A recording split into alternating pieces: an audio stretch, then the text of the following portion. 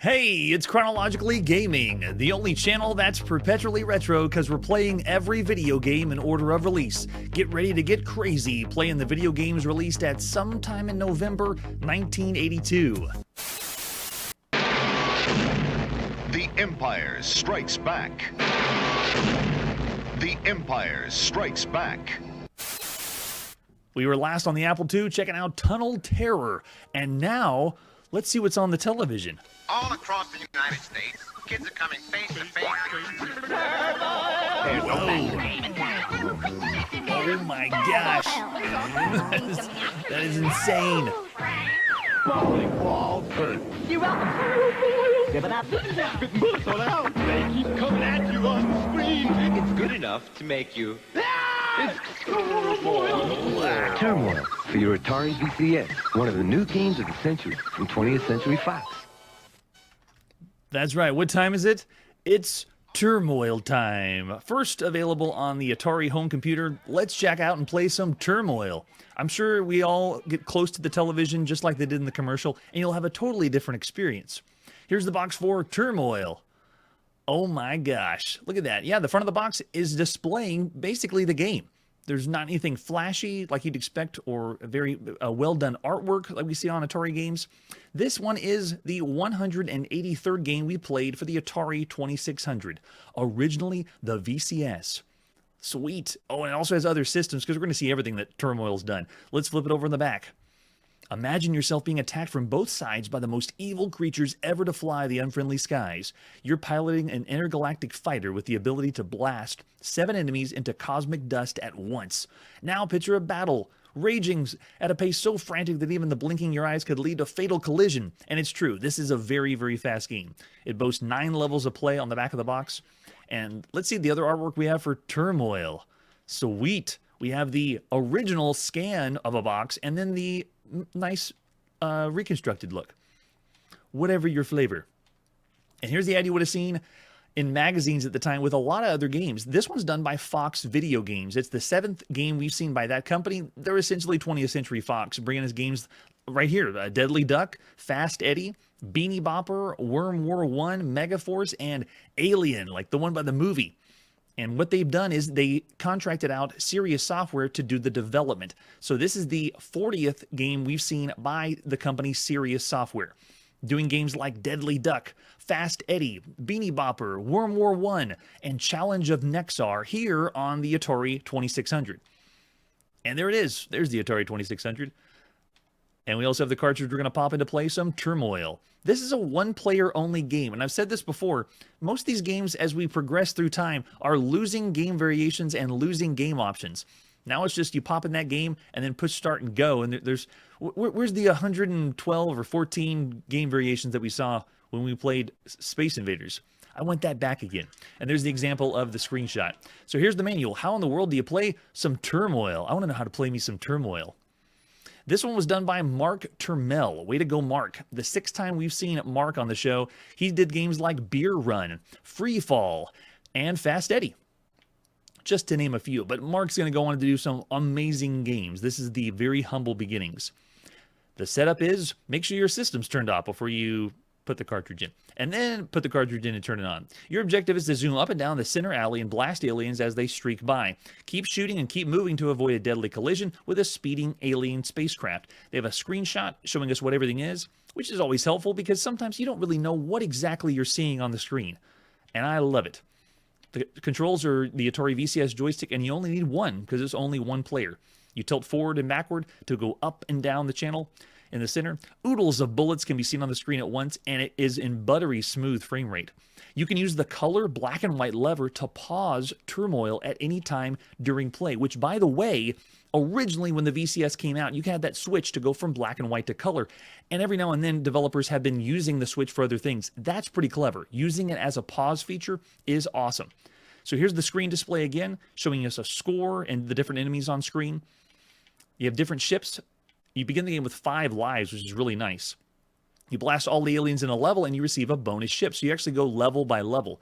Another cool little feature or novelty. The aliens are several different ones. We have enemy ships, arrows, tanks, which can be destroyed only from behind, and then we have prizes that appear on the edge of the screen. You just have to race down the lane to touch the prize. If you don't, it turns into a supersonic cannonball. And then it may be turning into the indestructible ghost ship. So we have different play levels, 9 different options for this game, which is great. Any variation or option is pretty cool. I think it's just the difficulty level. Yeah, so it's just changing how difficult you want the game to go. And they have some hints from the designer. Mark Turmoil says, just hold the joystick button down and race up and down the screen and wipe out the aliens. Go touch the prizes as they appear, then race back to the middle. Great tips. And then right here you have a little notes section, which is pretty fun too. And there's the other games available by Fox, and we've seen all of them. Everything right here. Coming attractions though, so look forward to MASH, 9 to 5, Porky's, The Fall Guy, Fantastic Voyage. But hey, some of those I don't think we're ever going to see. I'll let you decide. I won't do any spoilers. We'll get to that when we get to that. So this one also, I found a dump that Activision was a part of, but I can't find proof of a box that Activision did this. We're going to play the very first one. Let's pop in and play Turmoil by Serious Software, Mark Turmoil, published by Fox Video Games at some time in November 1982. So I'm going to show you the attract modes showing how fast this thing can go. Look at that ship when you first boot the game up. And we have the game options down at the very bottom middle. 4, 5, 6, 7, 8, 9. How difficult do you want to start? We're just going to start with option 1, and here we go. Resetting the console. Very, very flashy. I like that. All right, I'm going to do what they said. Hold down that button, and man, it's fast. There's one of the bonuses. Run over to the side, pick that one up. That one there is the ghost ship, I believe, that you can't shoot. The bullets go through the center, but it is very, very fast. Usually you want to stay somewhere near the middle so you can be able to pop everything and get the high score. If you take too long though picking up that prize, it turns into one of those indestructible ones, and I'll let it go by so you can see. But first impression is this is fast. This is fine-tuned Atari video gaming, console gaming right now. Oh, I got it. The prize turned into that indestructible bounceoid or whatever they called it, going back and forth, and you can get it if you're fast enough, but you got to be really fast. Oh, go. There's one of the tanks. You can only hit them from behind. But, I mean, this is so fast and frenetic. I just love how well this is programmed. You can tell that it was polished. Because the concept's pretty simple, but the way that it's executed is just very well done. If you're looking for something that's a really fun score attack game, plus it's another title that encourages you to continue forward because you'll see more and more levels. It's awesome. So cool. Go. You see, racking up the high score, you shoot enough, then you move on to the next level. And how high can you go? How far can you keep going? I mean, look at the bottom of the screen. We've already racked up plenty of lives. We're doing pretty good. On to level 3, and let's just keep going.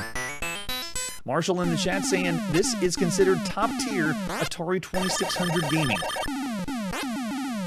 And in a way, it's a little hidden because it had a resurgence. Because it was published by Fox Video Games, most people dismissed it as, it's not as good as the other games out there, but I'm sure if another company like Activision had published this, it would have been a gem. One thing that signifies classic or quality gaming right now on an Atari, on the Atari home console, is if you have multi-levels of color flying around. So because the game begins and you go to each level with the splash of color, that tells you it's good. That's what Activision does too. Oh yeah, so much fun. We're having a good run despite all the other playthroughs. Oh yeah, hit it. So good. One of the reasons people continue to come back nowadays to the Atari is for games like this, that are fast, score attack style games in the vein of arcade games. This one was not in the arcade.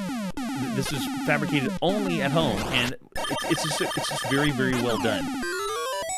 Oh, first alive lost. At 22,000, I'll take that. That's pretty cool. All right, there you go. Blew it up again. On to stage 4, and just keep going. So we still classify one of these games as a fixed shooter. Check this out. This is the 393rd fixed shooter that we've seen so far on Chronologically Gaming. Lots of games based on let's move up and down or left and right in one direction and shoot them up.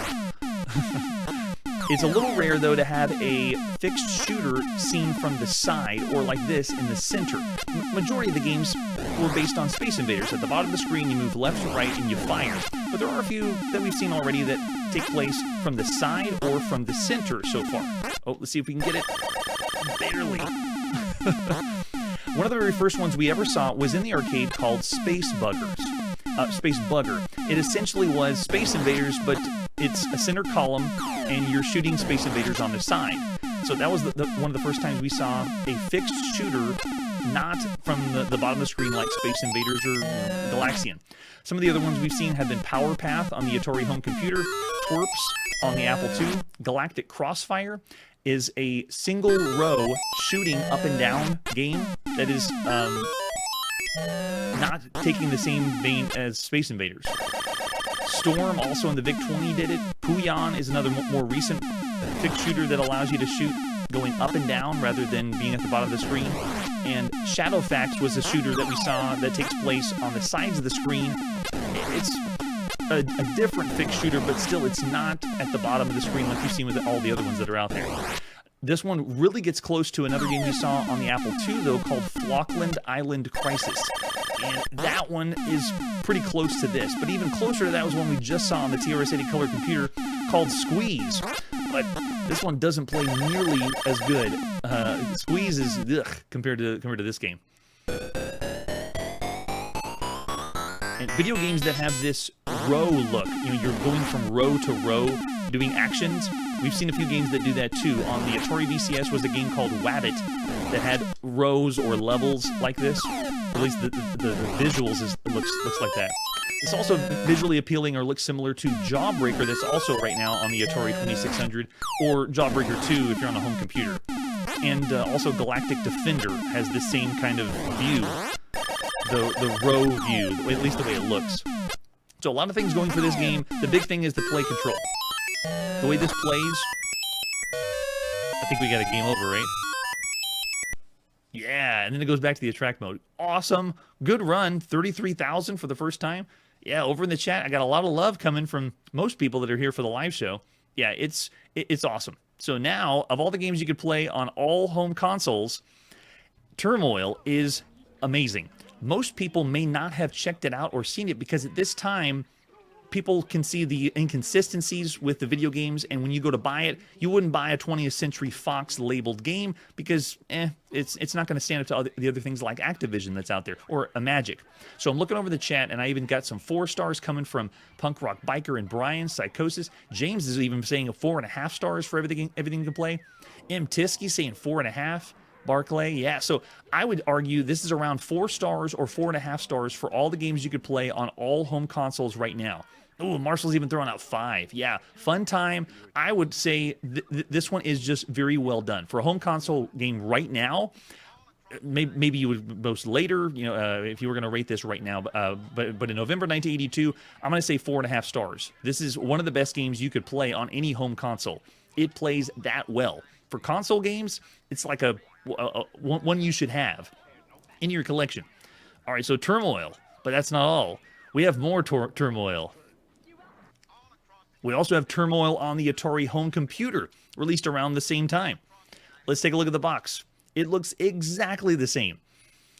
This one is the 414th game we've seen for the Atari home computer thus far on Chronologically Gaming. You flip it over the back and it has almost the exact same as the box for the Atari 2600. So nothing changed too much from this one. This is the 41st game we've seen by Sirius Software on the show, and it's the 36th game that Sirius Software has done for home computers. They've done mostly games on the Apple II and the Atari home computer, mostly.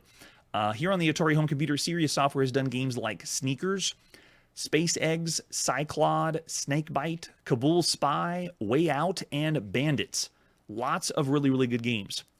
Ah, there's the cartridge for your Atari home computer. Make sure you don't put this into your Atari 2600 because it will not work. Oh, that's a good point. Psychosis is bringing up the box. If the box had different or better artwork, it may have been more well-known too. Because right now, when you're buying games on the shelf, you're looking for something that really pops as far as artwork goes. There's the example of the screenshot. It doesn't look that much different. Here's the manual that we have for the Atari home computer. I'm pretty sure we could play with the keyboard, but who'd want to do that? Plug in the Atari VCS joystick. Yeah, get the controller, jack plugged in, and it shows here, oh, this is a later manual because it's showing the VIC-20 and the Commodore 64 version as well. So there's the setup explaining what you see on the screen. Your objective is still to zoom up and down the center alley and blast aliens as they streak by. Keep shooting and moving to avoid a deadly collision with speeding alien aircraft. There's the joystick control. And yeah, you can use keyboard control if you're on the VIC-20 and Commodore 64. But we don't have that version. We don't have the Commodore 64 version yet. They even have a few different convenience controls for you if you're playing on home computers. And the different alien types, just like they had on the Atari 2600. Giving us the screen display. We begin with 5 lives like we did before. So it looks like it's the same, even the same tip. Touch the prizes. Yeah, it's the same thing. With the notes in the end, too. Cool. A later manual, but still lets us know what's going on. All right, let's pop in the cartridge and play Turmoil. Again, brought to us to the Atari by Tom McWilliams. Way to go, Tom. At some time in November 1982. Most likely after the Atari 2600, but could have been around the same time. All right, I'm ready to go. Can we just keep seeing? Oh, you can do the game modes too. Just push the game select button on your computer. That's awesome. If you wanted to go that route. So this is the 5th time we've seen Tom McWilliams on the show. He's done games like Borg, Outpost, Fast Eddie, and Fantastic Voyage. Let's go. Way to go, Tom. Oh, it looks just the same. And bear in mind, we are playing this on a cartridge that is double the size that we just played on the Atari 2600. Oh, it's tight. It's still tight. And it looks and plays almost exactly the same as what we played on the Atari 2600. They're even doing the color change in the background. It's just as smooth and fast. Very well done port. Will I get the same score? Probably not. We don't need to play that long because you already have the idea of what this game is about. It's about firing as fast as possible and losing your mind, apparently, if you want to believe the commercial. I think he was in the straitjacket at the end of that. Or maybe because you're not supposed to blink, you need to get even closer to the television to play. Oh, sound. Yeah, maybe different because it is using a different sound chip than it did on the Atari 2600. Sounds deeper, the bass, maybe. Sound design a little bit better, but so cool. Sneak right there behind my shoulder, pop that one. Oh yeah, it still plays great. Another game I would just want to keep playing. How many levels can I go? How high can you go? Have fun going for a high score. This Turmoil is a fresh reminder of how much fun you can have just playing a score attack game. Just because it's done so well. A slowly dying art for video games as we round 1983. Man, yeah, it plays so well. It's great. Now, this one's going to be different, though, because we're going to be rating this against every other video game you could play on all home computers right now. So I don't know if I could be as kind as I was for the home console version of Turmoil. But for home computers, Turmoil is still a very fun time, but it's going against way more shooters for all the shooters that are out there. When we played the 2600 version, I was bringing up other games that are fixed shooters, you know, like this on its side, or utilizing a center column to shoot. Most of those were on home computers. So it's not as a fresh idea, but still, this is done very well. Yeah, I like the constantly changing colors. So Paul's already thrown out a rating for everything you can play up to this point. Yeah, Turmoil on Atari home computer is awesome. It is excellent. A great time and lots of fun. I'm thinking around the 4-star range for everything you could play up to this point on all home computers. The competition's tight, but still excellent. If you want to really have a bang for your buck, it's the one that's going against the consoles on the Atari 2600. It would be the better way to play, though. All right, so yeah, it's pretty much identical. I see some 4s already, too. I'll say 4 stars. Still excellent game for what you can play on home computers right now. And Manley's not a fan of the center aisle. 3.5, still above average. I'll take it. All right, after that, we have one more version. We're not done with Turmoil. It's also on the Commodore VIC-20. Way later at the end, but I'm going to lump it here after all the other Turmoils we played. This is Turmoil on the Commodore VIC-20.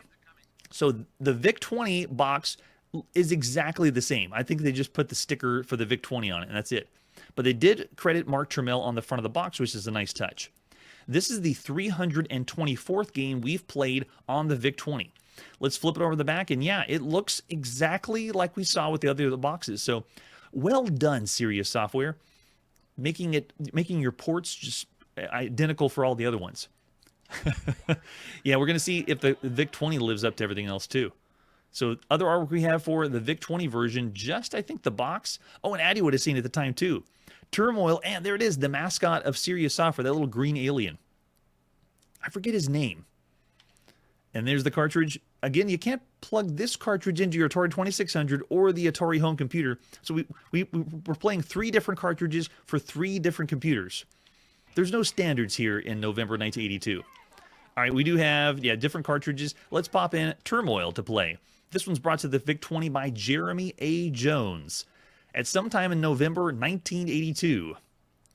Look at that. It looks so good. Wow. For the VIC-20, that's pretty awesome. So this is the 42nd game we've seen by Serious Software, and the 37th that Serious Software has done on all home computers.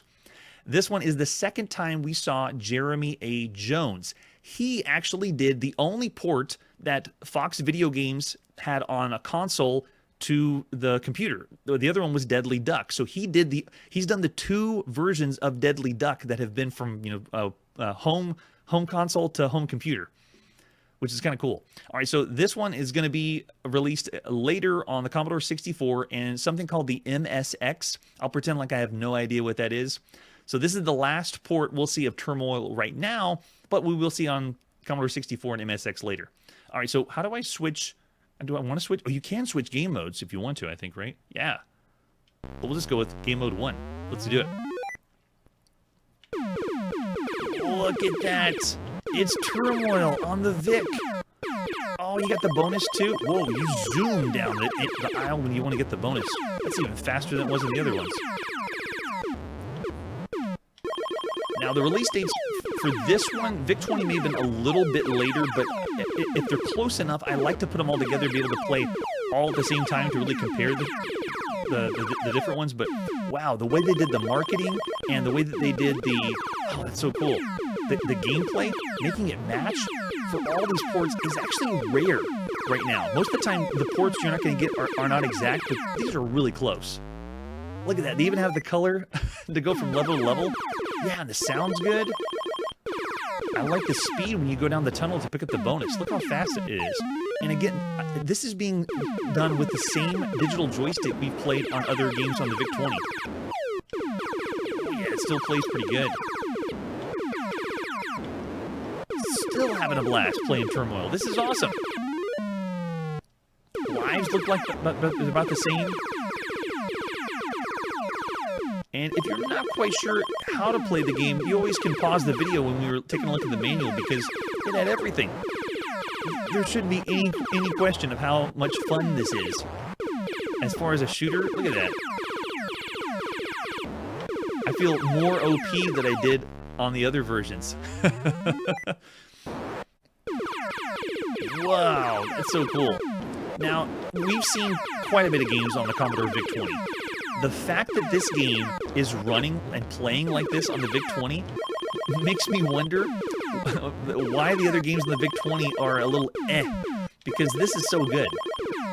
This is quality. For VIC-20, man, this is almost a 5-star game for all the games you could play on the Commodore VIC-20. I'm amazed at how well this is playing. Look at that. Wow. Having a blast still? That's too good. Too much fun. Same game modes, and you're playing what you basically play on the Atari 2600. Awesome. So there's a taste of Turmoil on the VIC-20. That's good. That's really good for the VIC-20. Man, Jeremy A. Jones did a great job with that. So that port is fantastic. I'll still say, just like we did with the Atari home computer, this is excellent. This is a very good game.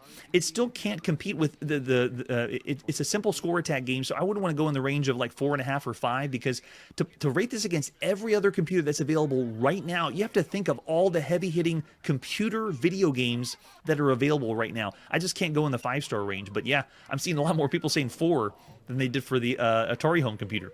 So there you go, Turmoil, 4 stars too for that one as well. So good. Way to go, Turmoil. Way to go. Right? Yeah, same one. It's just amazing that they made it look so good and play so good in the VIC-20. All right, let's see what our next game is. We're still going to hang out more on the Atari home computer. This is Typo. What in the world is Typo? Well, let's find out. This one is the 415th game we've played on the Atari 400 or the Atari 800. This is obviously a later box because look at the sticker. It says the 1200 XL, which really isn't a thing yet. So we're playing a early release before it got this box, or at least the sticker was added, later. They have a really tiny picture down on the bottom of this. This is by Romox, and it's the 4th time we've seen this company on the show. They've done games like Princess and Frog and Attack at EPCYG4. Trying to say that 3 times fast. You flip the box on the back, and it says, Typo is a one-player game designed to develop skills in touch typing. It's an educational game? The other games Romox did were like Frogger variants or shooters. Yeah, it actually is a typing educational game. Wasn't expecting that one. Let's see the other artwork we have for Typo. Oh, the cartridge, okay, to pop in our Atari to play. Love cartridges. Get to the game faster. There's the back of the cart. Got some psychedelic artwork. And Punk Rock's bringing up Typing of the Dead. Oh, way later are we going to play that one. Maybe not at all on the show, because we're trying to go as fast as we can. Let's pop it and play Typo. This is by TJS Industries and Tim Schmidt, released at some time in November 1982. The second time that we've seen Tim Schmidt, and he did a really good game called Fortune Hunter. Check that one out. Oh, more public domain music.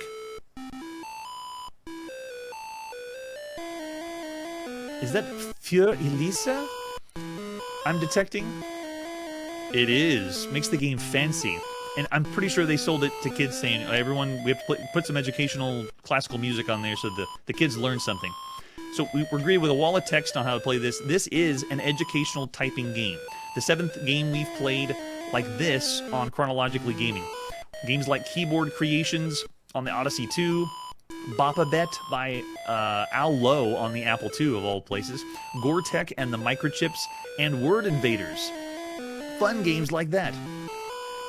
This is pretty cool though. It's doing the attract mode and it looks like a top-down maze game or an arcade maze game like Pac-Man. Alright, I gotta warm my fingers up. We're gonna be typing. I need to be ready. Alright, let's see. We want words per minute. Oh, we can switch it up and then do select. Oh, that's cool. So I can do, what, 10 words per minute if I want to? 15.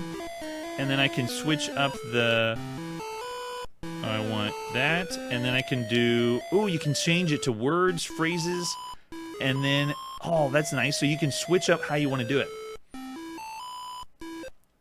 All right, so I want to do letters.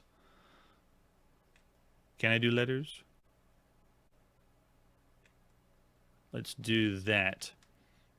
I hope it didn't delete the word list. Did I just crash and delete the word list? Let's try it again. Because it went to a screen I've never seen before. Okay, there it is. I want words. All right, I'm ready. Type away. Vacant. Juicy. Hide. Xerox. Oh man, Mario teaches typing. Here we come. Not for a long time, but wow. The quality for this one is so good. What? How in the world? That's amazing. So this is allowing a lot of options for a typing game. And it's essentially, we're running away from what looks like a yellow blob on the screen. And we're just making our way around the maze, but I can only make my way around the maze by typing. And you can change it up of what kind of typing you want. to do. Wow, that's amazing. Right now, this kind of game is actually really impressive because they're making it fun. Your character's moving away as you type. So that's really, really good. It's essentially taking a Pac-Man game and then making an educational typing game with it. This is the first time we've ever seen any game do that. We've seen video games that have like elements of Pac-Man or a Pac-Man cameo, but nothing where they're combining both education and Pac-Man at the same time. Because games like Kick that we saw in the arcade, they had Pac-Man show up and eat a few things. Or when you played Snapjack, there was a little part where you would be Pac-Man eating stuff. And then Videomania had Pac-Man that would show up, and Pinhead also had Pac-Man. But to be able to play a game where you're really not being Pac-Man or playing like Pac-Man, you're only controlling it by doing typing. And if you're not fast enough, then that happens. That is hilarious. Well, I actually want to try it with a different game mode because I'm amazed that this is a thing, but it's obviously education video games. We're not playing every single educational game, but every now and then we'll play something that is pretty impressive, and this one is very impressive.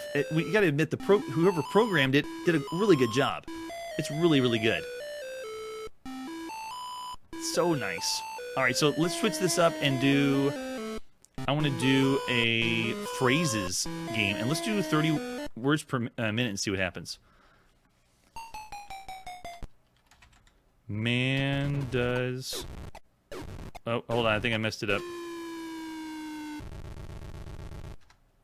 I think I crashed the whole thing. Hold on, let's try it again. It went on fast forward when I was not wanting to fast forward. We'll do it again. There we go. Now I want to go with phrases and go.